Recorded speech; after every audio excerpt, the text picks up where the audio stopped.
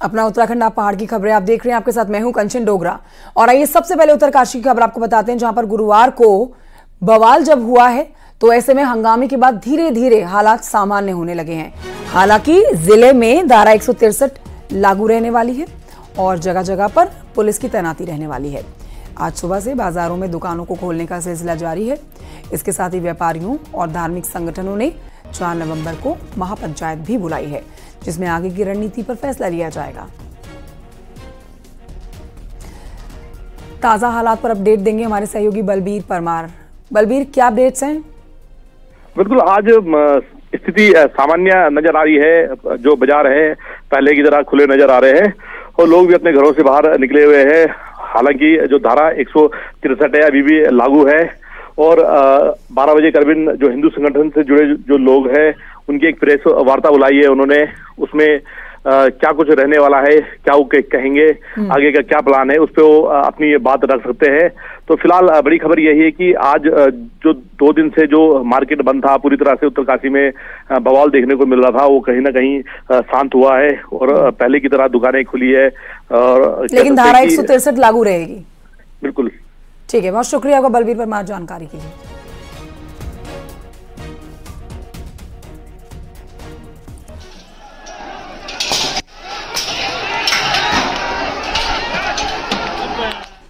और आगे बढ़ते आपको बताते हैं, पूर्व मुख्यमंत्री और हरिद्वार के सांसद त्रिवेंद्र सिंह रावत ने एक बार फिर से उत्तराखंड पुलिस की कार्यशैली पर सवाल उठाए हैं।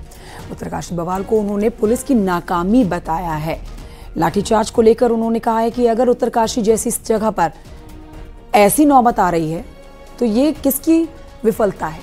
उन्होंने पुलिस को सतर्क रहने की नसीहत दी है। हाँ, उत्तरकाशी घटना मैंने सोशल मीडिया पर उसको पढ़ा है और इस तरह की घटनाएं न हो, मैं हमेशा कहता रहता हूँ पुलिस को सतर्क रहना चाहिए। ये पुलिस की नाकामी को साबित करता है, जैसा उत्तरकाशी में कल हुआ, लाठीचार्ज भी कल हुआ, गलत हुआ है। उत्तरकाशी जैसी जगहों पर अगर इस तरह की नौबत आ रही है तो क्यों आ रही है, किसकी विफलता है, ये सोचना चाहिए। खबर देहरादून से है, जहां पर केदारनाथ उपचुनाव को लेकर आज कांग्रेस कोऑर्डिनेशन कमेटी की मीटिंग होने वाली है। बैठक में टिकट के दावेदारों के नाम का पैनल तय होगा। ये जान लीजिए आप कि सोमवार को केदारनाथ सीट के लिए कांग्रेस उम्मीदवार घोषित हो सकता है।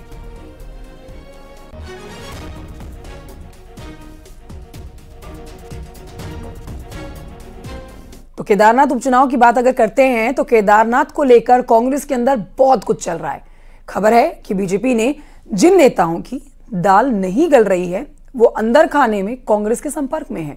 वहीं हरक सिंह रावत भी अपने मन की बात हाईकमान को बता चुके हैं। अब ऐसे में कौन होगा कांग्रेस का उम्मीदवार, नजर इसी पर है।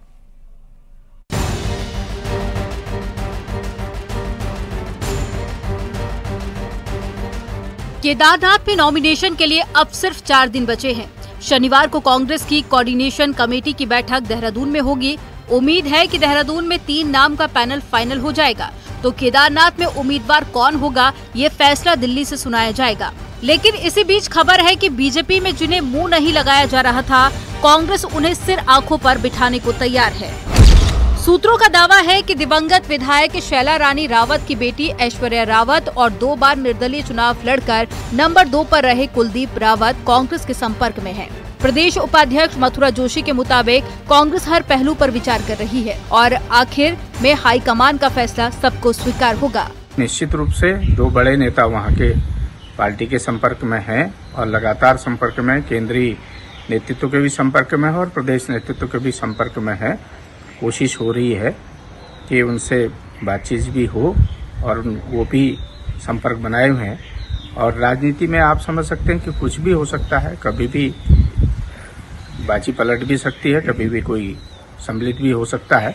लेकिन इतना निश्चित तौर पर है कि केदारनाथ विधानसभा से भारतीय जनता पार्टी के जितने भी उम्मीदवार हैं उनमें से 2 बड़े नेता, 2 उम्मीदवार पार्टी के संपर्क में बने हुए हैं। इससे पहले गुरुवार को केदारनाथ के मुद्दे पर दिल्ली में प्रभारी ने बैठक ली थी, तो फोन पर कांग्रेस नेता हरक सिंह रावत से भी बातचीत की गई थी। हरक सिंह रावत को भी पार्टी में केदारनाथ के लिए मजबूत उम्मीदवार के तौर पर देखा जा रहा है। तो आखिर हरक सिंह रावत ने प्रभारी को क्या ना कहा? मैंने ये नहीं कहा, मैंने कोई मना नहीं किया। उम्र बोलो या इसको हमारा घमंड ही कह दो थोड़ी देर के लिए कि भाई अब इतनी बार विधायक मंत्री रहने के बाद उत्तर प्रदेश से लेकर अब अपने इतने भी बुरे दिन नहीं आ गए, नहीं कोई बात नहीं काम करेंगे, कोई जरूरत थोड़ी कि एमएलए बनना सबको, लोग तो एक बार नहीं बन पाते एमएलए। ऐश्वर्या रावत और कुलदीप रावत की बात जहां एक तरफ बीजेपी में चल रही है तो वहीं दोनों पर नजर कांग्रेस के खेमे से भी है। सीनियर नेता हरक सिंह रावत हाथ फैलाकर टिकट नहीं मांगना चाहते, तो 2 बार चुनाव लड़ चुके मनोज रावत का भी दावा है। ऐसे में कौन सा रावत केदारनाथ में कांग्रेस की नैया पार लगा पाएगा, इसी को लेकर कांग्रेस के अंदर बहुत कुछ चल रहा है। न्यूज़ 18 के लिए देहरादून से दीपांकर भट्ट की रिपोर्ट। और आइए बढ़ते हैं आगे। अल्मोड़ा में छात्र संघ चुनाव की मांगों को लेकर छात्रों के हंगामे की बात करते हैं, जिसके बाद आपको बताएं कि एसएसजी यूनिवर्सिटी में 26 अक्टूबर से 2 नवंबर तक के लिए यूनिवर्सिटी में खुद छुट्टी घोषित कर दी गई है। छात्रों के आंदोलन को देखते हुए सभी चारों कैंपस में छुट्टी घोषित कर दी गई है। कुल सचिव देवेंद्र सिंह बिष्ट ने आदेश जारी कर दिए हैं। बता दें आपको, छात्र संघ चुनाव कराने की मांग को लेकर लगातार छात्र आंदोलित हैं।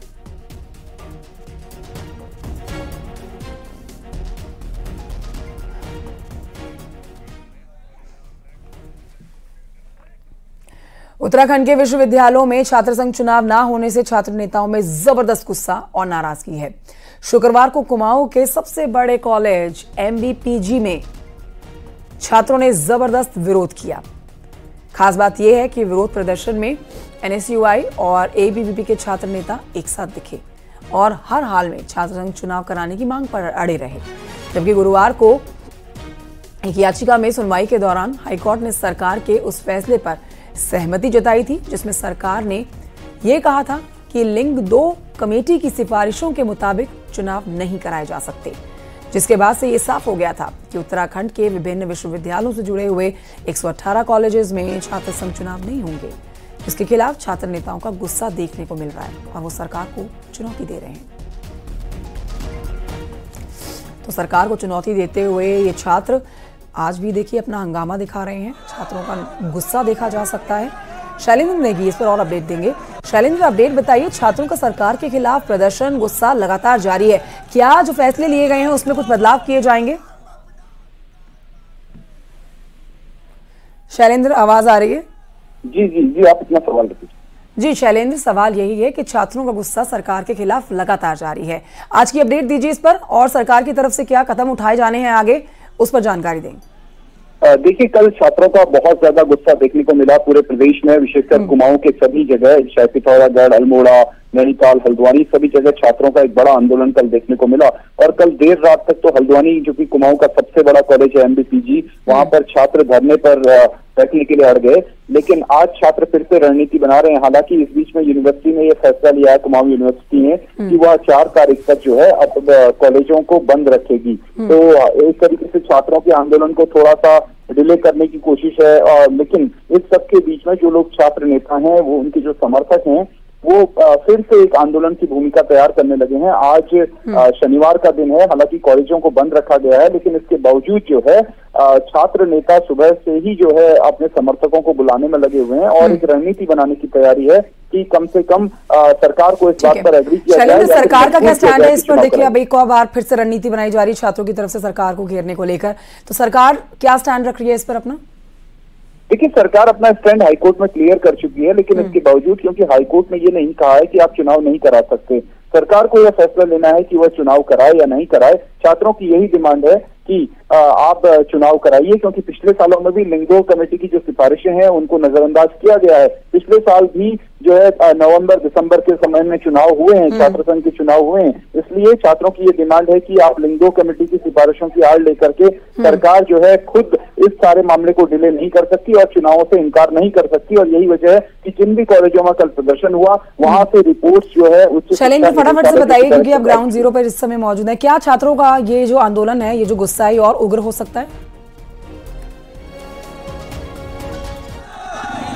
शैलेंद्र, बहुत शुक्रिया आपका जानकारी के लिए। तो देखिए, हमारे सहयोगी जानकारी दे रहे हैं कि छात्र अब एक बार फिर से एक नई रणनीति बना रहे हैं सरकार को घेरने की।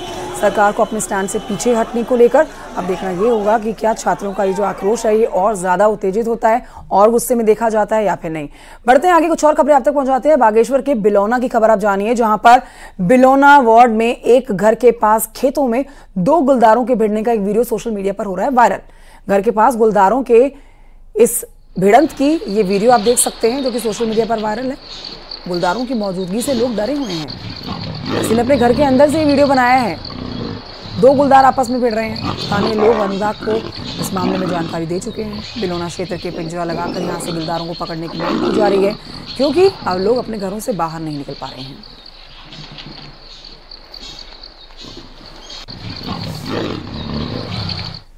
उधर हरिद्वार में लालडांग क्षेत्र के पीली पड़ाव गांव में एक गुलदार घुस आया और एक बंद पड़े हुए मकान में घुसकर चुपके से बैठ गया। गांव में गुलदार घुसने के बाद ग्रामीणों में दहशत फैल गई। ग्रामीण डर के साए में है इस समय। सूचना मिलते ही वन विभाग की टीम मौके पर पहुंची है। गुलदार को पकड़ने की कोशिशों में लग गई है। घंटों की घेराबंदी चली, लेकिन गुलदार वनकर्मियों को चकमा देकर जंगल में भाग गया। इस दौरान वो विभाग की टीम को ग्रामीणों का आक्रोश भी झेलना पड़ रहा है। ग्रामीणों ने आरोप लगाया है कि वन विभाग की टीम ने जानबूझकर गुलदार को पकड़ने की बजाय उसे जंगल में खदेड़ा है। दरवाजा नहीं था, लेपर्ड उसमें से निकल कर एक धान के खेत में, छोटे से धान के खेत में ओपन में आ गया। हमने कोशिश करी कि उसको जो है न्यूट्रलाइज किया जाए, लेकिन ओपन में होने के कारण जो है मतलब कम होती है, तो वो निकल गया। यही है। उत्तरकाशी में भटवाड़ी ब्लॉक के सारी गांवों में भालू की दहशत देखी जा रही है। पिछले 22 दिनों में भालू ने 2 ग्रामीणों पर हमला करके उनको बुरी तरह से घायल कर दिया। कल महिला पर भालू ने हमला करके उसको गंभीर रूप से घायल किया। इलाज के लिए महिला को अस्पताल में भर्ती कराया गया। महिला की हालत आप देख सकते हैं। भालू के हमले में 2 ग्रामीणों पर पहले ही हमला कर चुके हैं ये भालू, और लोग बुरी तरह से इस समय डर के साए में जीने को मजबूर हैं। ग्रामीणों ने वन विभाग से भालू को मारने की मांग की है।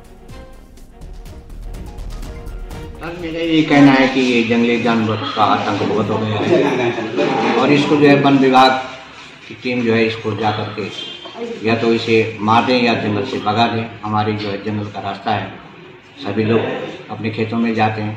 3 तारीख को मेरे साथ भी यही घटना हुई और मेरे पे जो है भालू ने अटैक किया, और फिर हम यहाँ आए। यहाँ से फिर रेफर करके हम देहरादून गए, और मैं 22 तारीख को वहाँ से डिलीवर हुआ। और अभी बहुत गांव है पीछे, जो कि 6 महीने से ठीक नहीं होने वाला है। दीपावली से ठीक पहले जुए के शौकीन जुआरी सक्रिय हो गए हैं, लेकिन हल्द्वानी में पुलिस ने इन जुआरियों की कमर तोड़ने की तैयारी कर ली है। शुक्रवार रात नैनीताल पुलिस ने हल्द्वानी के कोतवाली इलाके में, बनभूलपुरा और मुखानी तक के कई इलाकों में छापेमारी की, जहां से पुलिस ने 3 लाख से ज्यादा कैश और 23 जुआरियों को धर दबोचा। पुलिस की कार्रवाई से जुआरियों में हड़कंप है।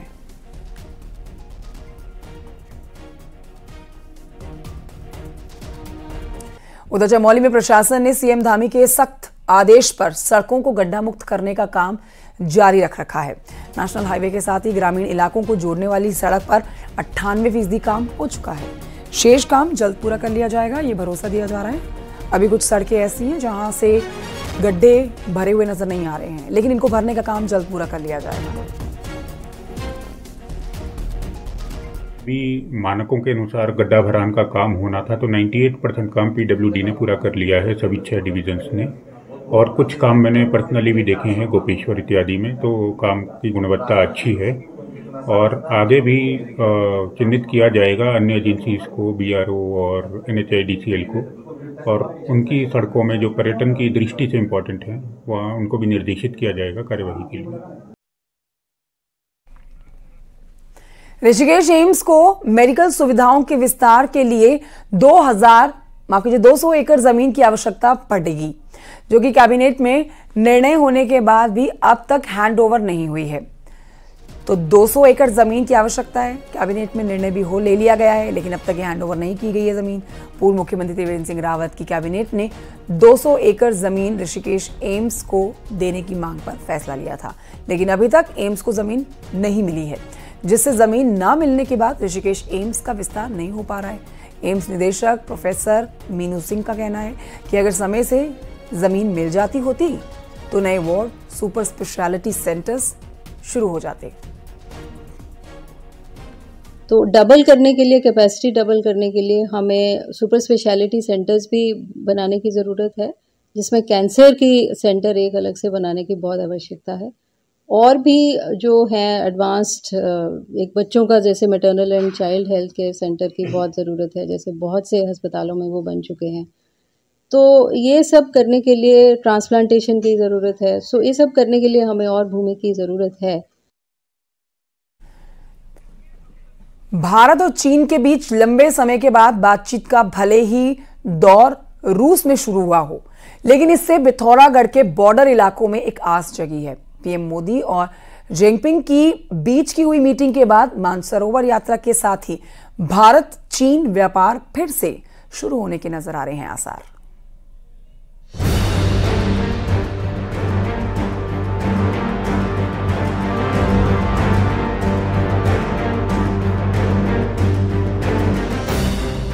दो 2020 से भारत और चीन के रिश्तों में तल्खी बढ़ी है। दोनों देशों के बीच बढ़ते सीमा विवाद के कारण मानसरोवर के साथ ही इंडो चाइना ट्रेड भी बंद है। बीते 5 सालों में ना तो कैलाश मानसरोवर यात्रा हो पाई है और ना ही इंडो चाइना ट्रेड हुआ है। नतीजा ये है कि चाइना बॉर्डर के करीब रहने वाले भारतीय व्यापारियों की कमर पूरी तरह टूटी है। हालात तो इस कदर खराब हैं कि भारतीय व्यापारियों का करोड़ों का सामान चीन की तकलाकोट मंडी में सालों से फंसा है। लेकिन पीएम मोदी और जिनपिंग की मुलाकात ने बॉर्डर के इलाकों में नई आस जगाई है।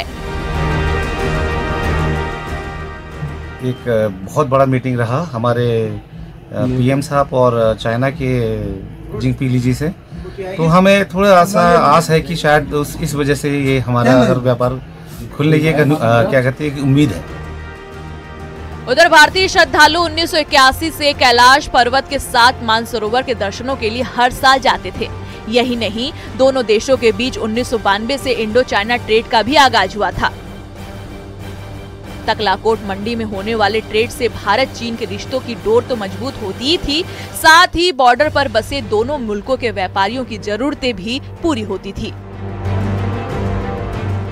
जानकार भी मानते हैं कि मोदी और जिनपिंग के बीच हुई मुलाकात के कई बेहतर नतीजे सामने आएंगे।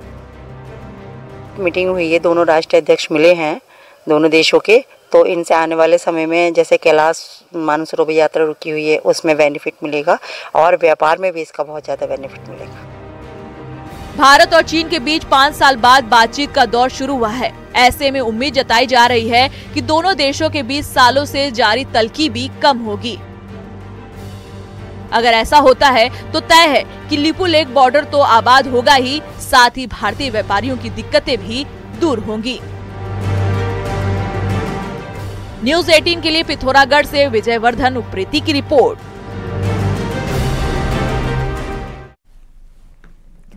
नैनीताल से खबर, जहां पर कैंची धाम में लाखों भक्त हर साल पहुंच रहे हैं।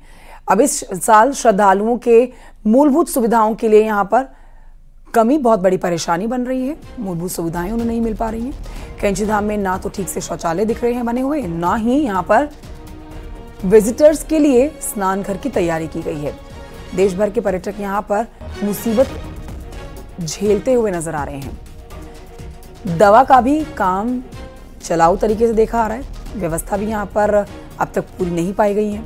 दरअसल होटल बुकिंग वाले श्रद्धालुओं को तो परेशानी नहीं है, लेकिन जो दिन के वक्त पर्यटक या फिर श्रद्धालु यहां पहुंच रहे हैं उनको ये असुविधाओं का सामना करना पड़ रहा है। इसकी सुविधाओं के लिए आज वहाँ पे सबसे बड़ी मूलभूत सुविधा अगर है तो किसी स्नानागार की है और आपके शौचालय की है। सड़क किनारे जो गाड़ी पार्किंग हो रही है, जो जिससे अधिकतर जाम लग रहा है, वहाँ पे पुलिस व्यवस्था ज़्यादा बढ़ाए जाने की भी हम मांग करते हैं। कैंची धाम में क्योंकि लगातार जो श्रद्धालु हैं उनकी संख्या बढ़ती जा रही है, उसकी वजह से वहाँ लिमिटेड स्पेस में काफ़ी सारे चैलेंजेस सामने आ रहे हैं, जिसमें स्वच्छता को लेकर या जो टॉयलेट है, डिस्पेंसरी है, इस तरह की चीज़ों को लेकर कुछ इश्यूज सामने आए हैं। डिस्पेंसरी के लिए पहले भी इसमें प्रयास हुआ था और एक अस्थायी व्यवस्था करी भी गई है वहाँ पर, लेकिन स्थायी व्यवस्था के लिए भी लगातार प्रयास हो रहा है। आगे बढ़ते हैं, आगे आपको बताते हैं कि हिमालय की बर्फीली चोटियां और ग्लेशियर हमेशा ही आकर्षित करते हैं, लेकिन यहां भी अब ग्लोबल वार्मिंग और बढ़ते पर्यटन का असर ग्लेशियर्स पर पड़ता हुआ नजर आ रहा है। रिपोर्ट देखिए।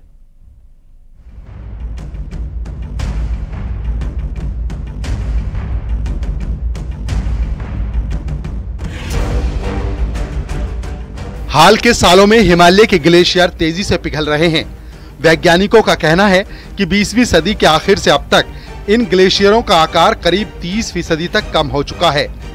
ग्लोबल वार्मिंग की वजह से तापमान में बढ़ोतरी और अनियमित वर्षा की वजह से इन ग्लेशियरों का पिघलना तेज हो गया है।